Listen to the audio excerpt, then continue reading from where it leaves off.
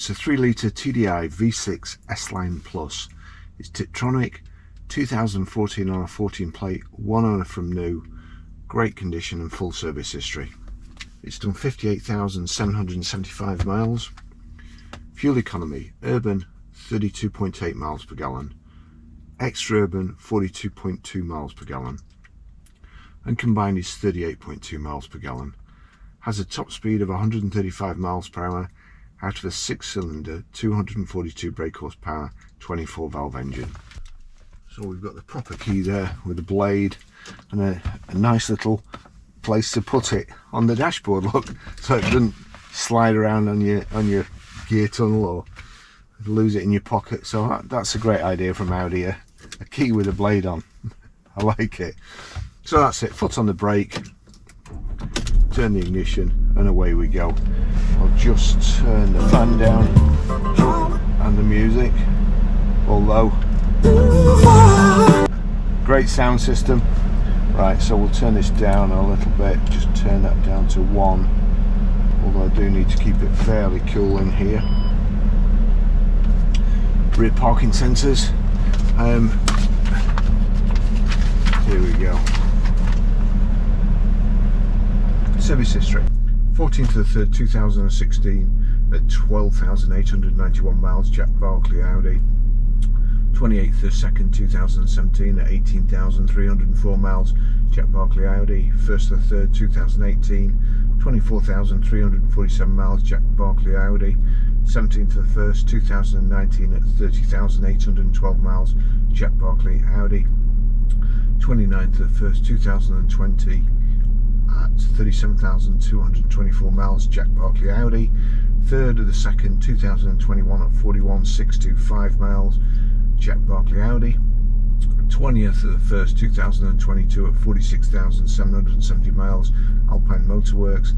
And the 26th of the 1st 2023 at 53,919 miles, Alpine Motorworks again. Done 58,775 at the moment.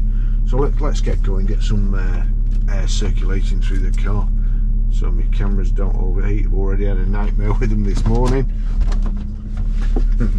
not switching on. It's nearly time for the new GoPro to come out. It's probably next month or early next month.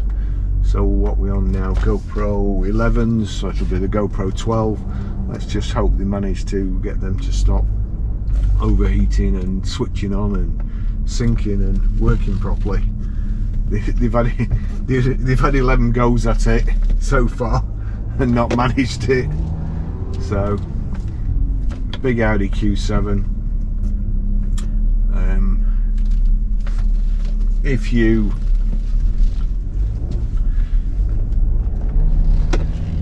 If you're studying at the moment electric cars and the values and diesels, you'll see that the Motor and Press have put that electric vehicles have stabilised this month. By stabilise, it means that I think Tesla's have dropped 1,500 quid or something like that. So that's stabilising, but diesels are plummeting. Remember plummeting. So I think this has gone down £175 or something, and we're actually having to give over buck for nice diesels, and you can buy electric vehicles that have gone down £1,500 a month. You can buy them for way behind, I mean thousands behind. So don't believe anything you hear or read in the motoring journals. They're all, in my opinion, they're all bent, and I think there's so much money changing hands at the moment with advertising or trying to popularise electric vehicles that you just can't believe a word you say, or word they say. I mean, you jump in this, 7 seats, 2 seats in the back. Where are you going to find a vehicle like this for this money that doesn't drop like a stone? No, I'm not going through the lights. And the reason I'm not going through the lights is I know that all the cyclists that are watching this would report me.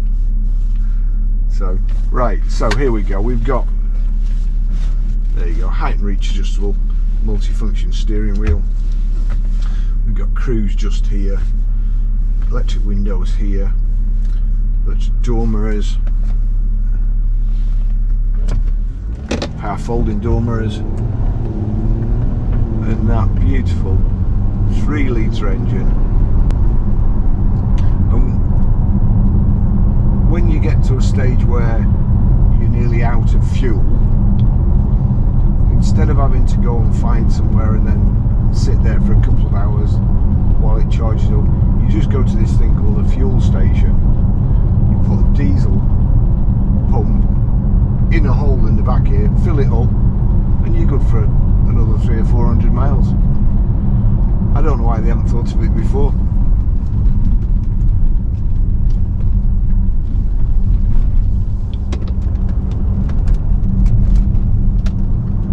It's just effortless.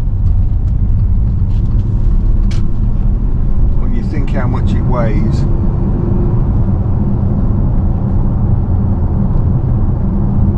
and the tyre roar, it's certainly not unpleasant. The whole car is brilliant.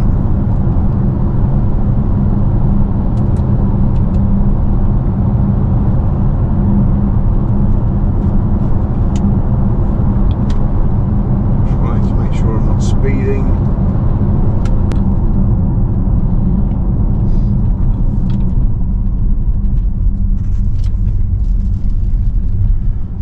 So we'll just put cruise control on.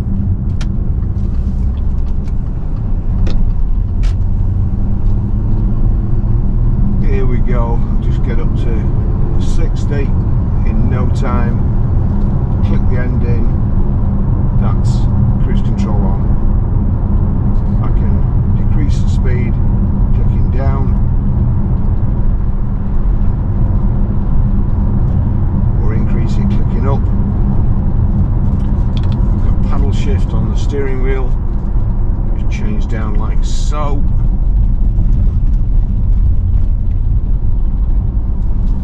You do feel like you're in a really solid vehicle.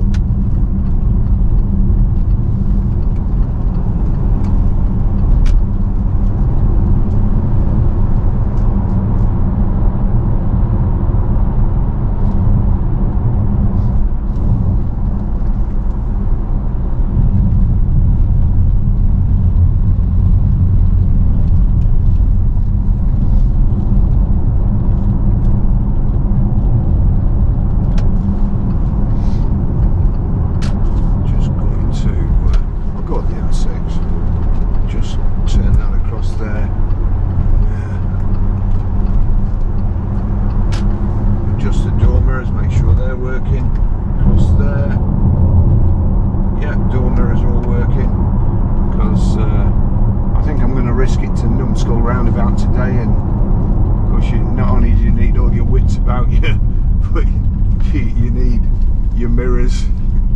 You could do with a pan roof as well, so that you can see anything landing on you from above. Just so easy to drive. Nice big and comfortable big armrest here, cup holder there. There's the locking wheel nuts in there. As I mentioned before, the radio or the sound system is very, very good. I think it was Alexander O'Neill playing before. Get that on full blast.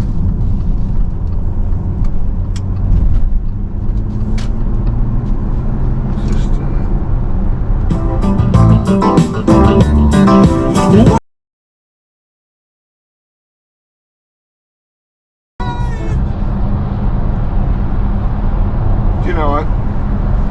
It's quite a nice day today. It's been raining a bit, but what a day to just jump in a car like this and go anywhere. You know, know, no planning. You don't have to worry about where your next charge is going to be. You just jump in it, go anywhere. No, you know, a joyride is exactly that. It's supposed to be full of joy, not planning. You know, lose yourself. Well, you can't lose yourself in an EV, can you? You can. You've got to go and, well, don't get me started on EVs. This chap's speeding up, so we'll let him go. Highway maintenance. What else? You can also, there you go, change gears, knock the gear selector across, knock it forward for changing up and back for changing down.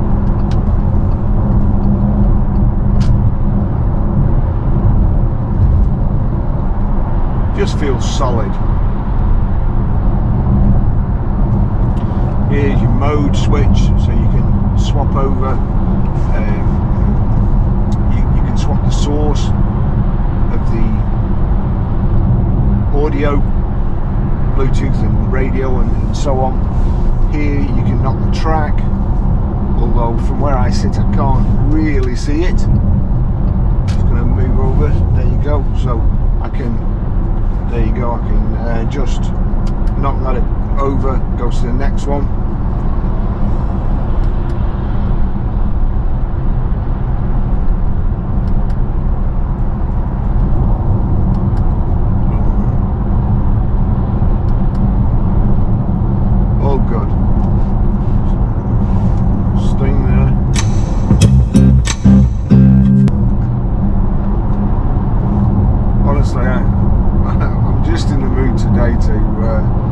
Especially in this car,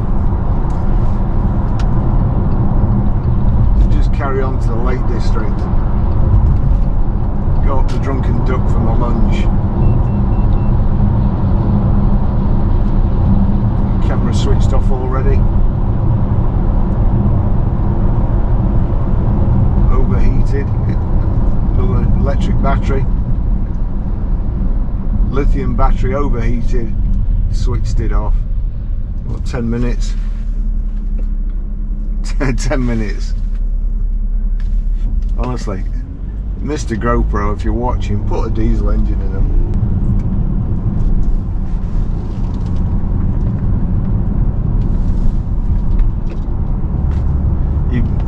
You can use the weight to turn the car or to assist you turning the car. Load the front wheel up, car goes round the bend, unless of course you're in a whatever that thing is in front. It's a Vauxhall something or other. I don't even know what it is. I don't think I've ever seen one before, and it's a 71 plate. It's got a very long name, whatever it is. Is it a Grandland? I thought they were bigger. Anyway, what a car. You put the back row seats down.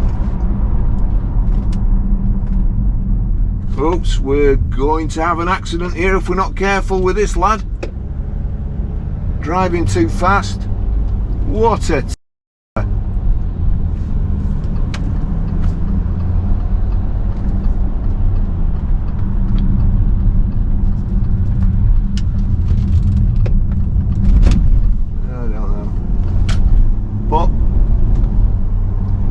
only one person going to come off worse there, and it wasn't me.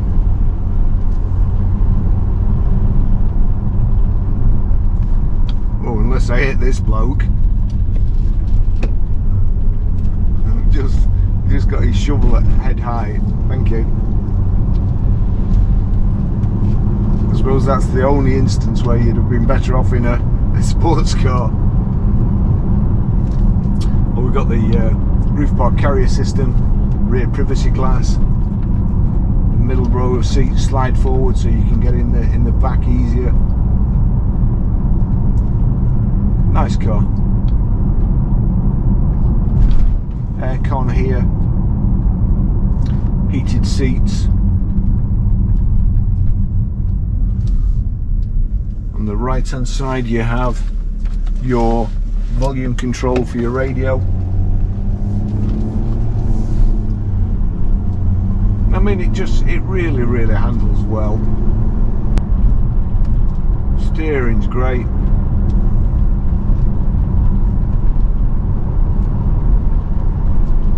I think this is perhaps steering and feel through the tyres is somewhere between an X5, X6 and a Range Rover. If you like a bit more feel when you're driving, a bit sportier drive, but you want something that your family's going to be safe in and will get you anywhere at any time through anything, then this is it's a good option. The aluminium side steps, I think they're perhaps more for looks and practicality. The nice 3-spoke wheels.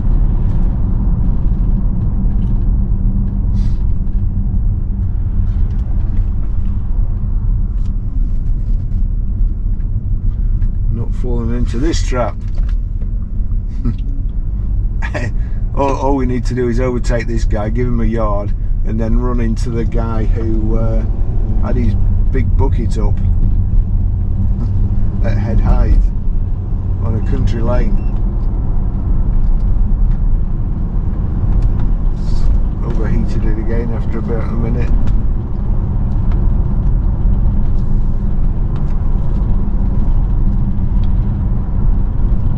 This actually it's a real driver's car. It makes me want to drive too fast. So you just load it into corners. It's just no problem. You don't get the sensation that you're going to fall over. It's well planted. Great car to drive. Big. Got electric seats here as well. There you go, up and down, backrest.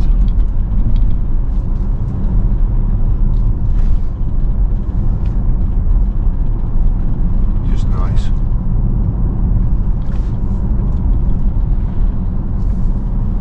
So paddle shift there.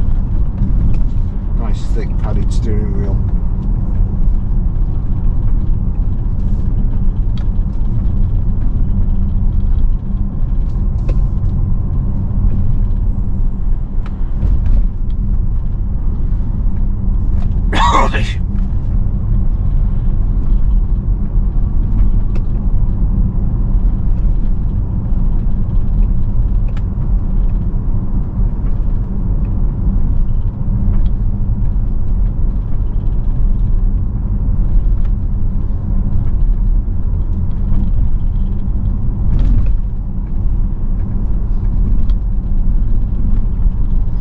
Everything you need without stuff that you don't need, I think.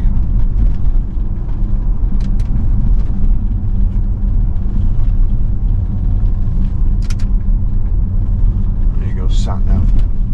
Nice and simple sat nav, no big silly iPads stuck on the dashboard.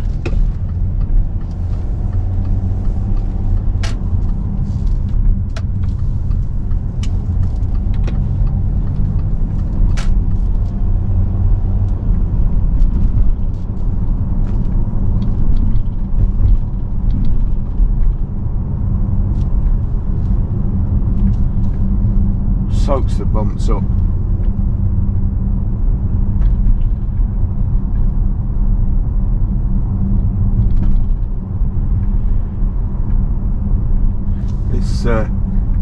It's quite funny really, because when I worked for VW Audi, absolute great bunch of lads at Humphrey Moons at Chorley Autos, great bunch of lads, great bunch of mechanics, and it makes all the difference on how you remember vehicles.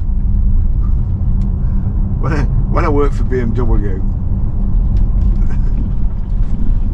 the boss was great, the sales manager not so much, the service manager not so much. The accountant, but you know, at VW Audi for Humphrey,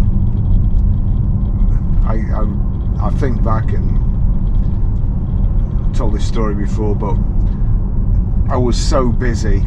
I was still at work at 9 o'clock. We finished at 6. I was still at work at 9 o'clock, and Humphrey Moon just happened to be driving by.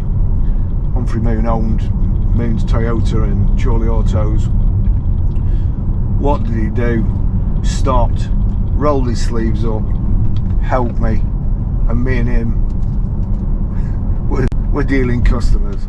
Yeah, it's like I was going to say it was like being in the trenches, but it's nothing like being in the trenches. So I apologise straight away for that. But you know, these days, all the bosses, the sales managers, the general managers, they're just nobody will get their hands dirty anymore. They're too busy walking around in the pointy shoes and the fancy suits and telling everybody what they've done wrong and how many cars they should be selling, when they haven't got a clue how to do it themselves. That's the motor trade for you these days. What a great car.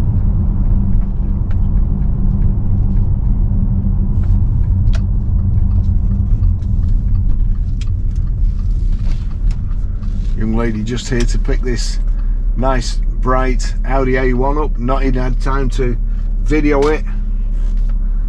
We've got the little Fiat coming swap there, and in front of that we've got the yellow Audi A1, a 2 litre. That'll be a little pocket rocket.